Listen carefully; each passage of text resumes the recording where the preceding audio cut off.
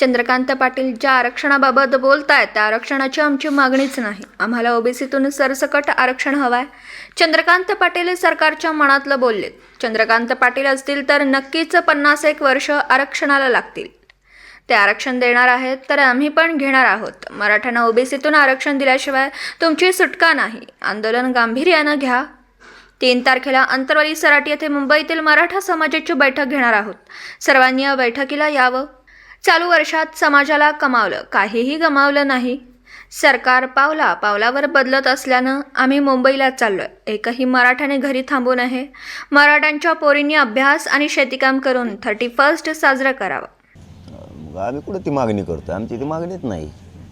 आमची मागणी महाराष्ट्रातल्या मराठा समाजाला सरसकट कुणबी प्रमाणपत्र देणे आणि मराठा आणि कुणबी एकच हे सिद्ध झालेले 54 लाख पुरावे सरकारनंच सांगितलं तर आमच्याकडे मिळाले. त्याचा कायदा पारित करायला 1 घंटा लागतो.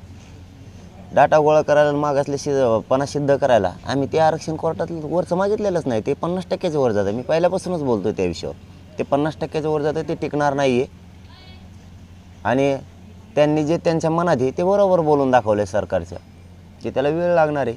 आणि आम्ही त्याची मागणीच नाही. मराठ्यांची मागणी ओबीसी प्रवर्गातून मराठा समाजाला आरक्षण देणे, आमची ती मागणी नाही. त्याला 1 वर्ष लागू शकतो, 50 वर्षे बी लागू शकते. आणि चंद्रकांत दादा असल्यावर तर 100% 50 वर्ष लागू शकतात. सुप्रीम कोर्टामध्ये हायकोर्टाप्रमाणे आम्हाला प्रभावीपणे मुद्दे मांडता आले नाही, त्यामुळे आरक्षण टिकलं नाही असंही त्यांनी म्हटलेलं आहे. म्हणजे तशा प्रकारची कबुली त्यांनी दिलेली आहे. तुम्हाला त्यांच्या कबुलीबद्दल काय वाटतं? मग आता त्यांनी बरोबर बोलले ना. ते आता कबुली द्यायला लागले, खरं बोलायला लागले. ते सरकार हे सुप्रीम कोर्टातलं आताचं जे क्युरिटी पिटिशन दाखल केलेलं आहे त्या आरक्षणाला 1 वर्ष लागते मागासलेपणा सिद्ध मानल्याच्या नंतर. ते बरोबर बोलले ना. पोटात होतं त्यांचे पडदिशी तोंडात येऊन गेलं आणि खरं ते बोलून गेले ते.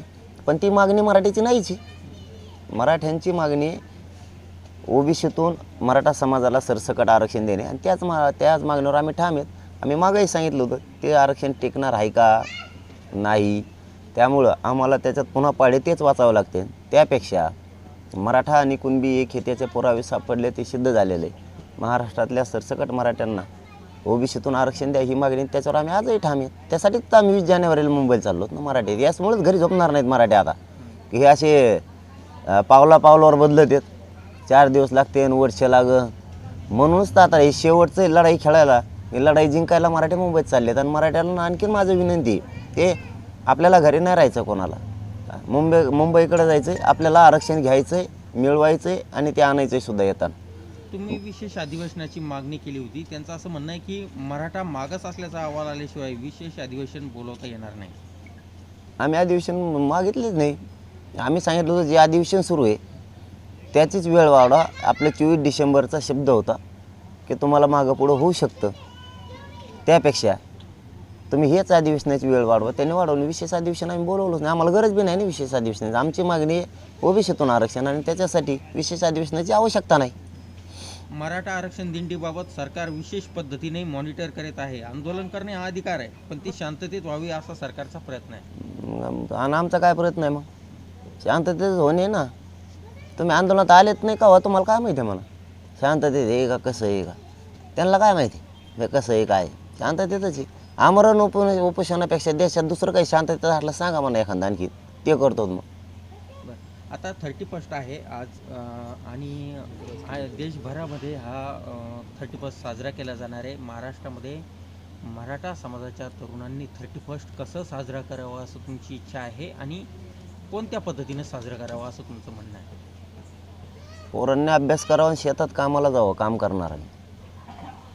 लोकांचे दुकान आटपाडी तालुका विधी सेवा समिती व ग्रामपंचायत लिंगीवरे यांच्या संयुक्त विद्यमाने लिंगीवरे येथे कायदेविषयक मार्गदर्शन किंवा विधी साक्षरता शिबिर आयोजित करण्यात आले.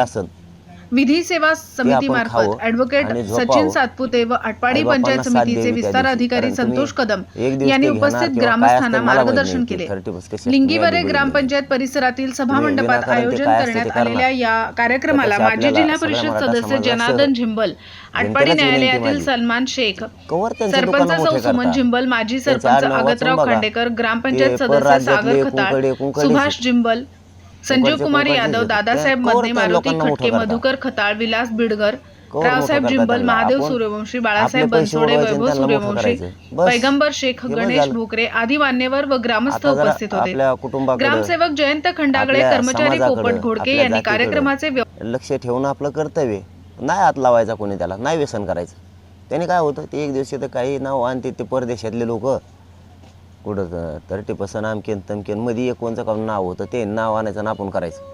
त्या नावात काय गुतलं आहे आपला जातीत विषय गुतला, स्वराज्याच्या विचारात विषय गुतला आहे, आपल्या लेकरं बाळं मरायला लागले त्याच्यात विषय आपला गुतलेला आहे. त्या विषयावर लक्ष ठेवायचं. विनाकारण कशात पैसे नसून आपल्या समाजाचं वाटलं नाही करायचं, व्यसनापासून लांब जायचं. त्याच्यासाठी हे दिवस नाही आहेत.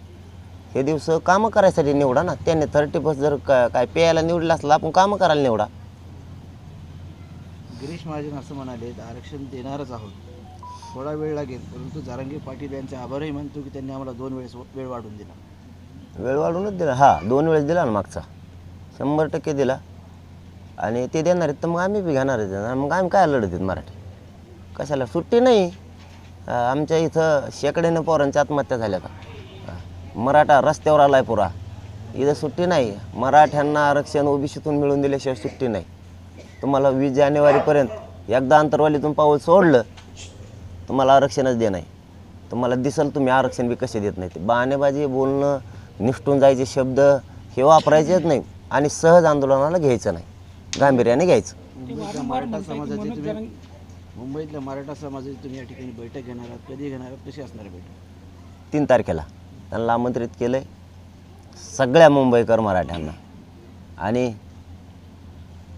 ते तेथील काय जनतेलासुद्धा की आपण यावं, त्या निवेदनाविषयी चर्चा त्यांच्याशी करायची, असं त्यांना मीडियाच्या माध्यमातून बी आव्हान आहे की मुंबईकर मराठा बांधवांनी सगळ्यांनी गटतट तोडून सोडून सगळ्यांनी यावं.